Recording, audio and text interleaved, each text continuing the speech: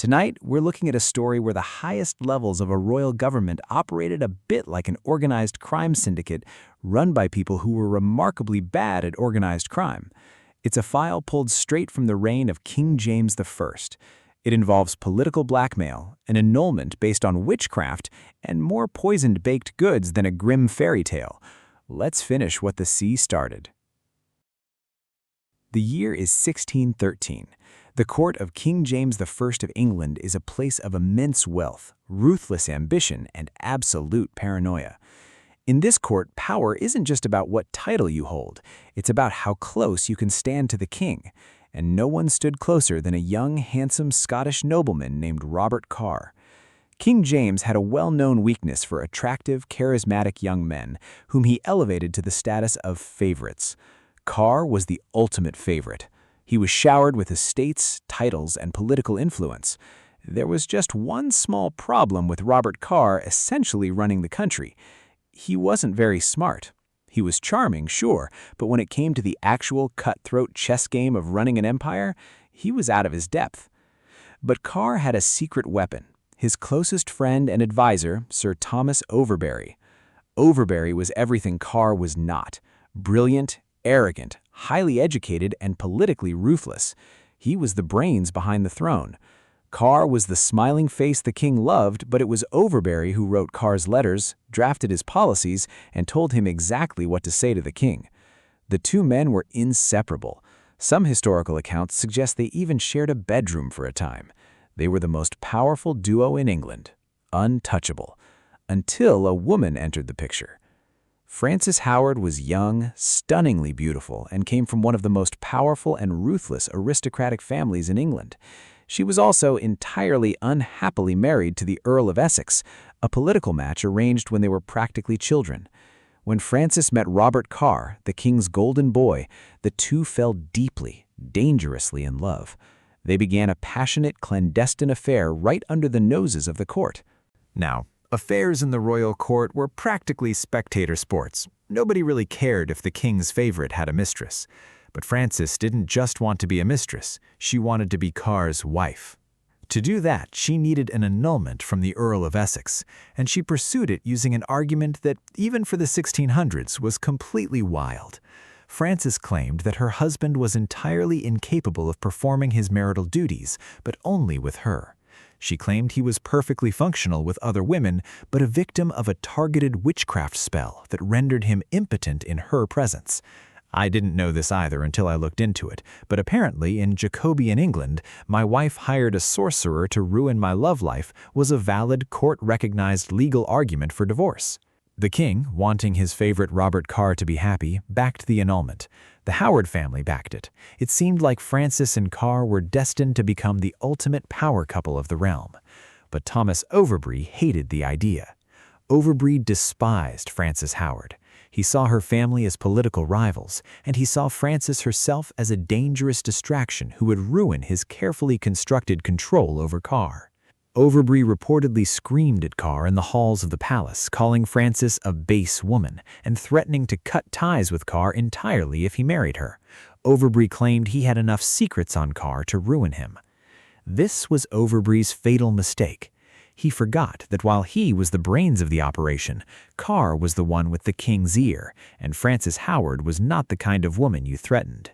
Frances and Carr realized Overbury had to be removed, not just from the court, but from the board entirely. Carr went to the king and suggested that Overbury would be the perfect man for a prestigious diplomatic post in Russia. In 1613, a diplomatic post to Russia was basically a polite exile to a frozen wasteland. Overbury, realizing it was a trap to separate him from Carr, flatly refused the king's command. Refusing a direct order from the king was treasonous contempt. Within hours, Thomas Overbury was arrested and thrown into the Tower of London. At first, Overbury wasn't too worried. He was placed in the Bloody Tower, a reasonably comfortable set of rooms for high-status prisoners. He believed his old friend Robert Carr was secretly working behind the scenes to secure his release. Carr even sent Overbury letters, promising that this was all just for show to appease the king, and sending him gifts of food and wine to keep his spirits up. But Carr wasn't trying to free him, and the food wasn't a comfort. It was a weapon. While Overbury sat in his cell, waiting for a pardon that was never coming, Frances Howard was moving pieces into place. She used her influence to have the current lieutenant of the Tower fired and replaced with a man loyal to her family, Sir Gervase Helvis. Then she had Overbury's personal jailer replaced with a man named Richard Weston, a former apothecary's assistant who knew his way around chemical compounds. Over the next 5 months, Thomas Overbury was subjected to one of the most agonizing slow-motion murders in English history. Frances Howard procured an arsenal of poisons: arsenic, mercury sublimate, cantharides, and rosagar. These poisons were baked into tarts, stirred into jellies, sprinkled on roasted partridges, and dissolved into wine. They were smuggled into the Tower on almost a daily basis. The physical toll on Overbury was horrific. He suffered from severe vomiting, agonizing stomach cramps, and extreme dehydration. His body was slowly failing him, breaking down day by day in the damp, dark isolation of his cell. Overbury wrote desperate, begging letters to Carr. He described his failing health, the sores breaking out on his body, his inability to keep water down. He pleaded with his best friend to save him, completely unaware that the man he was writing to was actively authorizing the poisoned tarts arriving at his door. Finally, on September 14, 1613, after 5 months of torture, Thomas Overbury succumbed to the poison. His body was in such a horrific state of decay that the Tower authorities buried him immediately in a crude, unmarked grave within the Tower grounds, citing a rapid outbreak of disease to justify the haste. With Overbury dead, the path was clear. Robert Carr and Frances Howard were married in a lavish, spectacularly expensive royal wedding. The king himself paid for it. For 2 years they lived as the absolute darlings of the English court. The perfect crime had been committed. The body was buried. The secrets were safe. But here's the thing about perfect crimes in the 1600s. They usually required a lot of people to pull off. Apothecaries to mix the poison, servants to deliver it, jailers to serve it, and people talk. 2 years later, in the summer of 1615, an English diplomat was passing through the Dutch port city of Flushing. He happened to strike up a conversation with a young English boy working as an apothecary's apprentice. The boy, trying to sound important, started bragging. He claimed he used to work for an apothecary in London, a man who had been paid a small fortune by the Countess of Somerset, Frances Howard, to mix the deadly poisons that killed Sir Thomas Overbury in the Tower.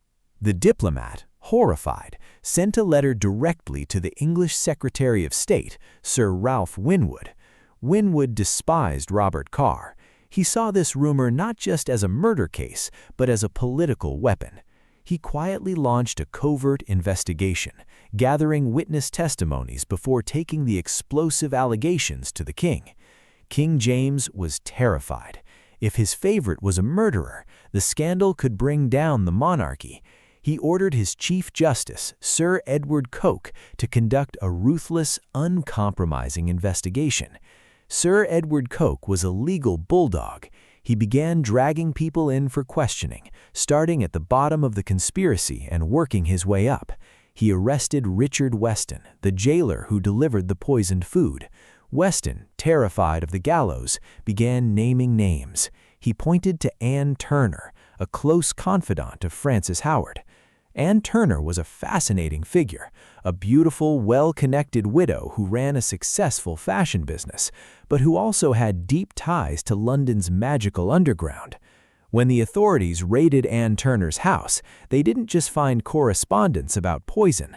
They found parchment covered in astrological symbols, voodoo dolls, and records showing she had hired a notorious local wizard named Dr. Simon Foreman. It turned out Frances Howard hadn't just used poison to kill Overbury. She had previously paid Dr. Foreman to craft magical love potions to make Robert Carr fall in love with her, and black magic powders to make her first husband impotent. The trials of the accomplices were a public sensation. They had everything the Jacobean public loved: murder, the aristocracy, black magic, and scandalous affairs. Richard Weston, Anne Turner, the apothecary, and the lieutenant of the Tower were all found guilty and hanged. Anne Turner famously wore a yellow starched ruff to her execution, a fashion trend she had invented, which instantly went out of style the moment she swung from the rope. But Coke wasn't satisfied with the underlings. He wanted the masterminds. He wanted the Earl and Countess of Somerset. In May 1616, Francis Howard and Robert Carr were dragged into Westminster Hall to face a jury of their peers. Frances, heavily pregnant and visibly terrified, pled guilty. She wept openly in court, admitting she had organized the poisoning, but begged for mercy, claiming she was driven mad by Overbury's insults. Robert Carr, however, pled not guilty. He vehemently denied knowing anything about the poison, claiming he only sent Overbury normal food and that his wife had acted completely alone. The trial lasted deep into the night, lit by flickering torches. The evidence against Carr was mostly circumstantial, based on his destroyed letters and his clear motive, but in the court of public opinion, and in the eyes of the jury, he was already damned. Both Robert Carr and Francis Howard were sentenced to death by hanging, but King James could not bear to see his former favorite executed. He delayed the execution, and delayed it, and delayed it. Ultimately, they spent 6 years imprisoned in the very same Tower of London where they had murdered Thomas Overbury. In 1622, the king pardoned them. They were released and banished to a country estate, entirely stripped of their power, their titles, and their wealth. The letters of the era described their final years as a living hell. The passionate love that had driven them to murder curdled into absolute hatred. They lived in the same decaying manor house, but refused to speak to each other, crossing paths in empty halls like ghosts. Sir Thomas Overbury had been a brilliant, arrogant man who thought he could control the most dangerous people in England. He was wrong. But from a crude, unmarked grave beneath the Tower of London, his murder completely destroyed the people who put him there. Back in the keeper's study, the fire has burned down to glowing red embers. The storm outside continues to rage against the glass. It's easy to get lost in the bizarre details of this case, the witchcraft, the political plotting, the ridiculous annulment. But at the center of all that noise is a man who spent his final months in agony, betrayed by the only friend he thought he had. Some files belong in the dark. Come back when you're ready for the next file.